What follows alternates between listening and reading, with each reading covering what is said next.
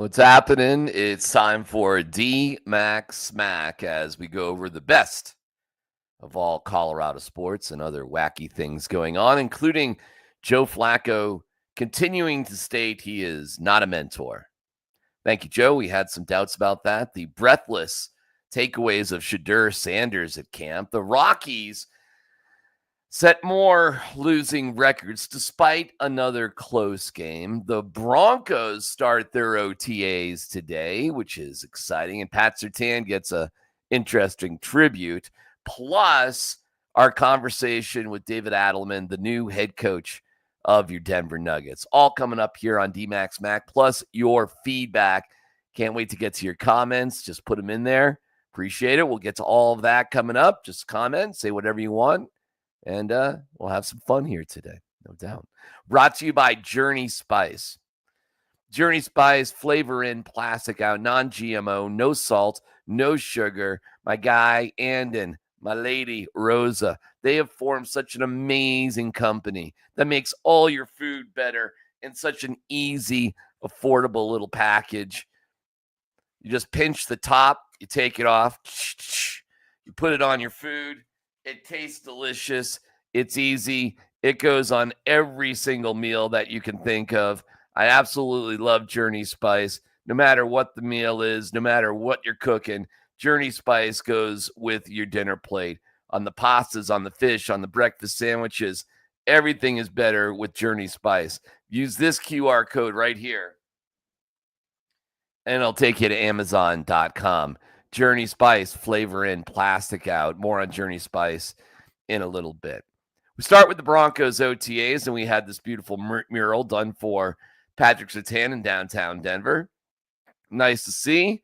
Nice job there. Beautiful. Way to go, Pat Surtain. As we see the entire Broncos team in action for the first time. Is Sean Payton a little stingy with his media access? Yeah, he's really stingy with it. Is it annoying? Yeah. Do fans feel bad for the media? No. But the only reason I even bring it up is it'd be more fun for everybody, the fans included, if we had better access to what's going on with the team. But we don't. This is their third days of OTAs. They have 1 week less of OTAs. There's about a dozen or so teams that have chosen this path. Sean Payton's one of them. So it's not like they haven't been working out in training. They have, but they've extended like phase 1, and now we're into OTAs. So for the first time today, we'll get to see, well, what's going on with the Broncos. All right. I look forward to hearing that. It starts at 10:40. It goes till about 12:15. Our own Tyler Columbus will be out at the entire training camp, OTA, as will Jeff Legwald, as will our guy Josh Grismer. So we'll have you fully covered, both what happened on the field, what's happening in the locker room. You'll hear from Sean Payton live on PhD right around 12:15 or so. So that is all coming your way. So we look forward to seeing what's going on. If it feels like, wow, it looks like every other NFL team's been doing something and we haven't seen shizzle from the Broncos, well, that's because you haven't seen shizzle from the Broncos. Meanwhile, we have Von Miller, who is in town promoting Von Vision. Right now, Von's out of a job, but it was kind of I like Yeah, can I see those? Yes. These are my favorite too. Yes. Those are awesome. There we go. Those fit you better. I love Von's Vision, man. I think that's an amazing charity. And for Von I like Yeah, can I see those? be doing what he's doing and staying in the community, that's actually in Commerce City. There we go. I think it is amazing. Vaughn was asked about, has he been contacted by the Broncos, and he hasn't. And so I don't know if he will be present. I don't know if that's ever going to happen for Vaughn, to be honest with you. So what can I tell you? I don't think Vaughn is going to be part of the Broncos. He's not on target to be part of the Broncos. It just ain't happening. What can I tell you? And he said the Broncos have plenty of great pass rushers, and there's really no need for him to be on the team. Well, Vaughn's not wrong on that. Meanwhile, we go to other training camps for football news, and we'll have David Adelman on here in just a second, and we'll give you the dismal news with the Rockies here. But I found this one to be fun, and I'm going to step out a second and give you Joe Flacco on being a mentor. Now, this one is a hoot because who doesn't love Joe Flacco? This was the same issue that we had with Joe Flacco here because Joe's, not going to lie, he ain't a mentor. Point, you can kind of like use it like because it's a good question to bait somebody into answering, and no matter how they answer it, it kind of makes the guy that's answering it look bad. If I say I don't want to be a mentor, I look bad. If I say I do want to be a mentor, then I look like an idiot that doesn't care about being good and playing football. So it's one of those questions that no matter what I say, you guys can write what you want to write about it. And there's a lot of questions like that. That's why you end up having to try to avoid them. I tend to try to be honest. And I've said I'm not a mentor. I play football. And in a quarterback room, there's a lot of times there's been a ton of times where there's learning experiences. And I have a lot of experience and I can talk on things. And hopefully they listen. But it's not necessarily like my job to like make sure they listen to me. And, you know, hey, like hopefully you have a really good relationship with the guys that are in the room.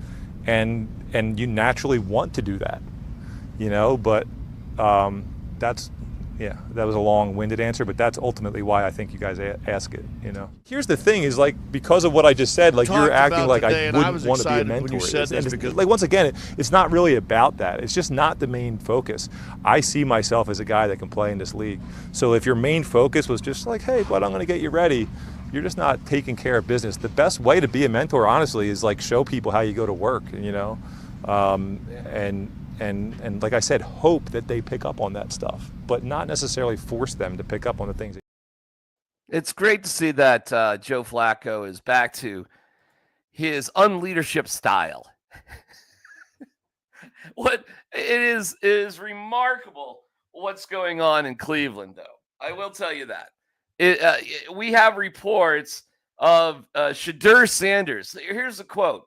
Shadur Sanders put on an absolute show at Browns OTAs today. 7 of 9 for 78%, 100-plus yards, and 3 touchdowns. Sanders was reportedly, quote, most efficient of any quarterback on the field during the team portions, leading all quarterbacks in completion percentage. This is the ridiculousness that comes because, in all honesty, we need things to talk about in the media. I'm not going to lie about that. So let me put it this way. I am curious how OTAs are going to go today for the Broncos, but everything needs to be in context, okay? They're not in pads. They're just getting to know each other. There's to say that to actually be charting Shadur Sanders is, first of all, that actually breaks Broncos rules, and it's kind of absolutely ridiculous. And Joe Flacco, I love the fact that he continues to not be a mentor. Way to go, Joe.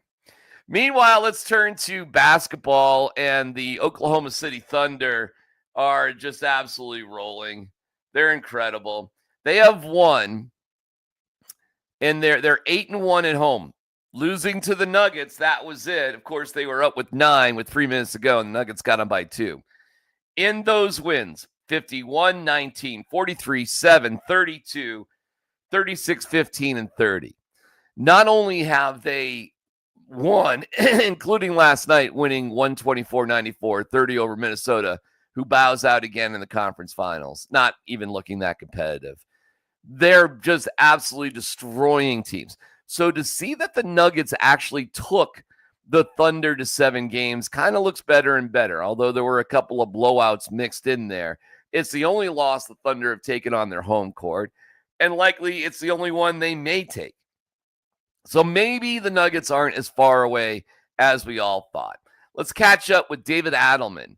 The entire interview is on PhD, and I would like to urge you to like and subscribe. A lot of people are watching our YouTube channel, and by the way, we are not conflicting with Mosier, Lombardi, and King. You can have 2 things going on at the same time at YouTube. So the boys are broadcasting right now on YouTube as well.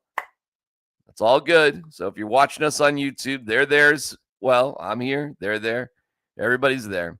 Yesterday, we were lucky to have David Adelman on for actually a large chunk of time. Here's a portion of that interview with Adelman on PhD from yesterday. Talked about it once the season was over. Your roster and no draft picks and everything else, higher minds are going to have to deal with all of that. But you got guys, and you didn't mention names, but I will. Peyton Watson, I think, can be a player, but he's got to get stronger, and he's got to be able to finish and contact and everything. You can improve that in the summer. Julian Strother has got to be consistent. Now he feels contact and fades from a shot. He's got to do like Shea. He's got to create the contact and finish. Those are two giant keys from you right there. Automatically makes you better off the bench than you were this year probably. I completely agree, and I think it's interesting. We're all prisoners of the moment, and we all see these players at what they just were 2 weeks ago. We all change in the next 3 or 4 months, and especially when you're young and, the resources these guys have. If they're professional about their approach this summer, and Scott, I would say this too, simplifying your game. I think everybody leaves in the summer and thinks they have to become a first-team All-NBA player. That's not the case. Simplification, mastering things that you can handle in games goes a long way. And what that does, that breeds trust. And you feel like you can trust somebody to be out there, whether it's finishing a game during the regular season, playing more minutes in the playoffs. But this is a huge 3 or 4 months for those guys. And like you said, putting the work in to get stronger is the number one goal. And I think skill set wise, like I said, simplifying and making things happen for yourself where, if I go right, this is what I do. I have one counter. If I go left, this is what I do. I have one counter. I have to be able to make a wide open corner three. Efficiency matters in our league, and especially when you're a role player off the bench. So got to see strides in that direction. I have to help with that. I have to give them, an outlook of the expectations of what we expect when they come back. I'm not just saying that because these guys are going to be back. We see things in them that could make us a better team. And the bottom line is we're not taking any steps, any direction more positive than this year unless those guys come back better. So that's on us to help them do that, and that's on them to have a professional approach this summer. Coach, you're obviously around the previous regime, and I know you've got nothing but respect and probably nothing but love and gratitude. But how could we expect you, the protege, to look different than the previous regime? Yeah, I think, when you work underneath somebody, your job is to complement their ideas. And, I think in the playoffs you saw a lot more variety defensively. We ran a lot of zones. I think that's something that's going to continue. It's something I'm into. I think it's good. I think it's important to kind of keep the better players in our league kind of off kilter a little bit. And it had an effect in the playoffs. We're going to keep going that way defensively. And I think offensively, I can't say blanket statements, but we have to take a deep look into why our execution's not good enough in big games. And, I think the year we won it was probably the highest point of execution we've had, and we could play at a slow pace and still win games. This year it was fun. We got up and down. We scored a lot of points. We're a top 5 offense, all those things. But when you get into a series against the Clippers with a bunch of grown men and OKC, who's, basically the greatest AAU team ever created, you have to be able to slow down and execute. And I think that's a step we're going to have to take this year. That's on me. That'll start in training camp. So whatever the ideas are that we come back with or we scrap that we've had in the past, the fundamental execution's got to get better. The physicality, the screening, the small things. And they showed up in those games we lost in the playoffs. So to answer your question, I think it's just a deep look into, how we've fallen off since we won the championship. How do you improve these small fundamental things? And, you have September, a little bit of October to improve on those things. And, all ideas are good ideas. I'm going to have to take a deep look at the staff, make sure we have, creative minds in that room. So when the guys come back, they feel like it's something new that they can grasp onto, improve and get better and hopefully, get past the round that we've been to the last 2 years. Yeah. Good stuff from David Adelman. For more of that interview, including me asking him about the X-Files and the Nuggets bench, you can find that video right here on Altitude's YouTube channel. I highly advise you check that out. Great stuff from David Adelman. I think he's going to work out terrific. One thing he said is the players just weren't in good shape, and they need to be in better shape to make things easier in the postseason if you can, put some money in the bank in the beginning of the season, where the Nuggets started off, 11-10, something like that. I mean, really up and down, not consistent. And you ended up having a guy with one hand in Russell Westbrook, one leg in Aaron Gordon, one arm in Michael Porter Jr., and not much of a bench. He talked about having more competitive shooting practice in terms of consistency from the bench. Julian Strawther was in attendance, as was Jamal Murray. And when we're talking about consistency in shooting and conditioning, I mean, I don't think it's lost that those two guys were in attendance. I don't think he was necessarily just pointing them out specifically. But, hey, listen, man, Jamal wasn't in the shape he was at the end of the season, the beginning of the season. Julian Strawther, while he had one incredible playoff game, wasn't as consistent as he needs to be, being a first-round draft pick, being essentially what you would hope to be your sixth man. Russell Westbrook should be like your seventh man. Jalen Pickett needs to be better and more consistent. Never mind Zeke Naji, who they couldn't really trust in the postseason, although he played a lot in the regular season. Then you basically have 4 spots to make your team better. Now, one of them may just be Russell Westbrook. One of them may be De'Aaron Holmes. So you got basically 2 spots. You got 2 spots in free agency because you don't have any draft picks this year. And I don't see any big blockbuster trades. I really don't. But, hey, maybe I'll be surprised. 2 spots. Can you find 2 Alex Caruso type of players? Can you find them? We'll see. And that'll be the job of the new GM. And Josh Kroenke said that cohesion with David Adelman in terms of the GM will be a high priority. And I wouldn't expect them to get a big high-profile type of GM. Josh Kroenke said that the culture of the team was not an issue, but it wasn't the perfect roster either. So we'll see what happens with the Nuggets, but, hey, I'm rooting for David Adelman. He's been here for many years. Really good dude. He has earned it, no doubt about it. As you see what Oklahoma City is doing right now, the Nuggets are going to look better and better. And if the Nuggets could have dialed it in Game 4 and Game 5, they might have won that series. Game 7 was hopeless. Closeout games for the Thunder have been incredible, including last night. And maybe this is just the Thunder's year. Maybe it's just the Thunder's year. So we'll see. The Thunder and the Indiana Pacers, if they can take care of business against the Knicks, will be a really interesting Heartland NBA Finals. So we shall see.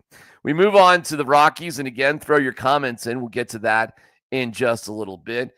The Rockies set a brand new record for terribleness. We'll get to that in a second. There's a world of flavor out there, and to find it, you have to take the journey. Journey Spice Company handcrafts the most premium spice and seasoning blends that have no sugar, no salt, are certified USDA organic, non-GMO, vegan-friendly, and always planet-friendly. You are going to love serving amazingly delicious creations while knowing you helped reduce single-use plastics. Make sure to search for Journey Spice Company on Amazon today. Is go to Amazon.com. Again, just click on the QR code right here,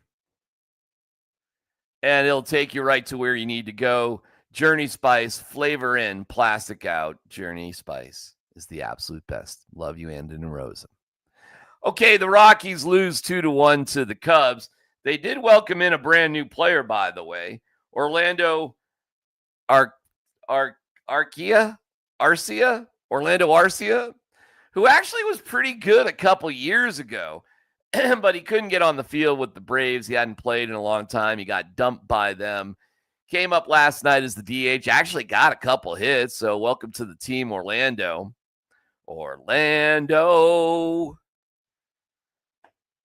But let's face it, the Rockies are just picking a cast off from another team who just can't cut the mustard. But he did get a couple hits yesterday. The Rockies lose an amazing amount of close games. They lost 2-1 last night to the Cubs in a very quickly paced game. Their lack of scoring runs is horrible. They're now 9-47. They have been swept 9 times in 2025. Of course, that's a record. Other numbers for the Rockies. They're 3-25 on the road. It's their 9th straight defeat at Wrigley Field in their 9th sweep of 2025. The Rockies lost 3 games in the series by a total of 4 runs. Now, listen, I don't want to, make it like I'm making excuses or being an apologist for the Rockies. I certainly am not. And when interim manager Warren Schaefer says, well, it was a competitive series, he isn't wrong. It just doesn't make sense that if you're playing so many close games, you come on the downside of all of them. At some point in baseball, if you play enough close games, you're going to win some of them. But at 9-47, which is stunningly bad, to escape losing 41 games to tie the White Sox for the worst in a modern era is looking more and more difficult. Where are you going to find 33 more wins? The offense has absolutely been brutal. It's the 28th time that the Rockies were held to 2 runs or less, which is the most in the majors. It's brutal. Being down by 2 runs seems like a death sentence for the Rockies, but I'm telling you, it's stunning how close these games actually are. Rockies have the day off today, and then we have a battle of Colorado pitchers. We have Peterson, who graduated from Regis High School, I think back in like 2017, David Peterson, going against Kyle Freeland, who went to Thomas Jefferson High School. So if you care about some cool things happening on Friday night, there you go. Colorado pitchers facing off. Peterson's been doing incredible for the Mets. He's had a bit of a journeyman sort of adventure, but he's doing really, really well for the Mets. And the Mets are a high-level team, a playoff team, and that's in Flushing, and we'll see what the Rockies can do. I'm not holding out much hope. I know what the reality of the situation is, but I'm just here to tell you the games are close. I am fascinated by this Rockies team like I have never been before.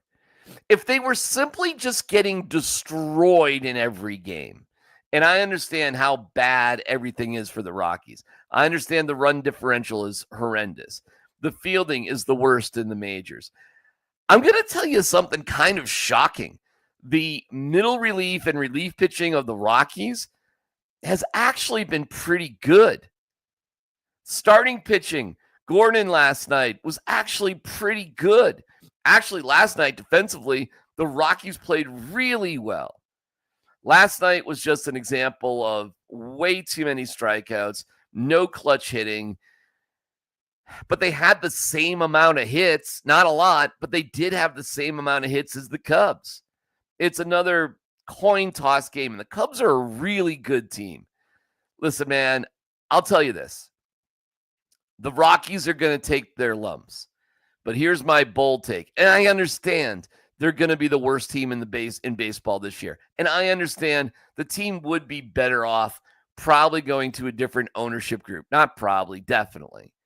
I understand that. That has been the trick for a lot of other teams, and they do need to clean house. And I like Warren Schaefer. I do. But he's another guy who's just like a Rockies loyalist. But I bet you anything, at some point, I'm not saying they go on some sort of blitzkrieg, but at some point things turn around if it's going to be close game after close game. At some point, you can't lose every single close game. You just can't. I don't think you can. Can you? Before we get to your comments, we bring you this moment of zen. A groundskeeper for the Detroit Lions, Tigers, Bears, oh my, was injured, and he flipped the bird to the camera who was focusing on him. So here's your sports moment of Video Zen. So we're going to have a little bit of a delay here. That you do not see that very often, but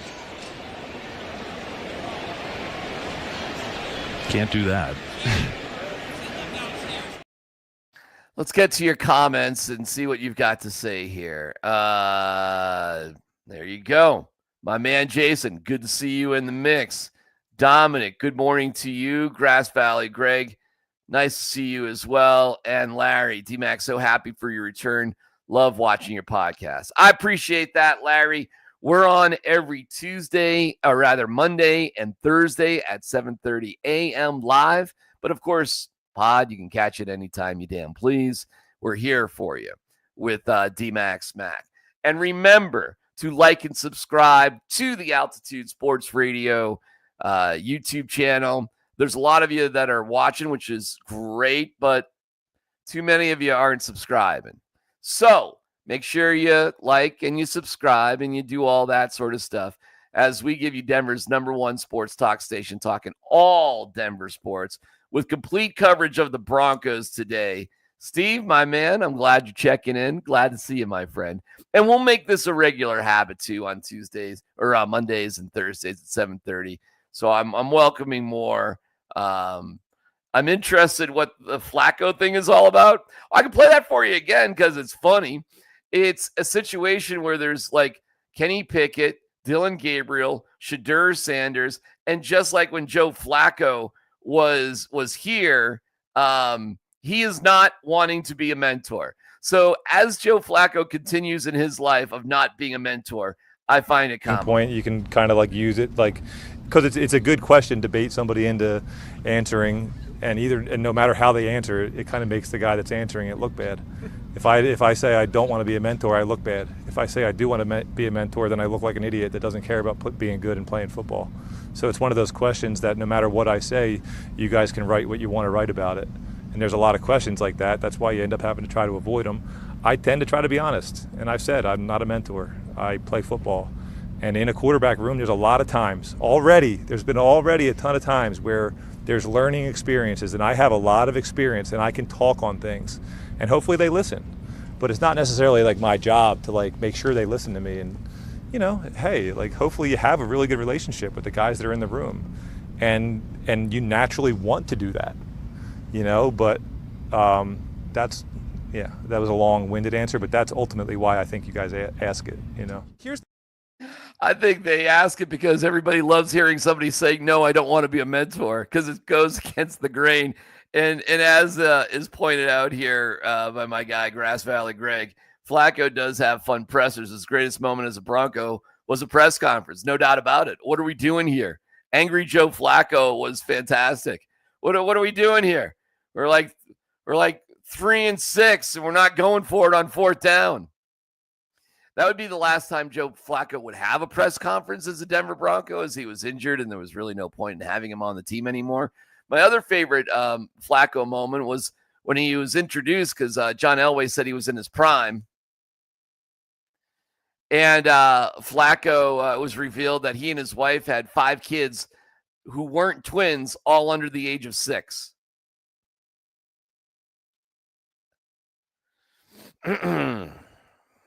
LOL, that's great. Again, we leave you with a moment of zen. So we're going to have a little bit of a delay here. That you do not see that very often, but can't do that. Thank you for liking and subscribing. Full OTA coverage of the Broncos with PhD at noon. Tyler will be out there. We appreciate you watching throughout the course of the day. For more great content, just like and subscribe to the Altitude Sports Radio YouTube channel. And we'll talk to you again on this platform on Monday, but on at noon to 3 every day on Altitude Sports Radio 92.5. Kick today in the teeth. Have a great one.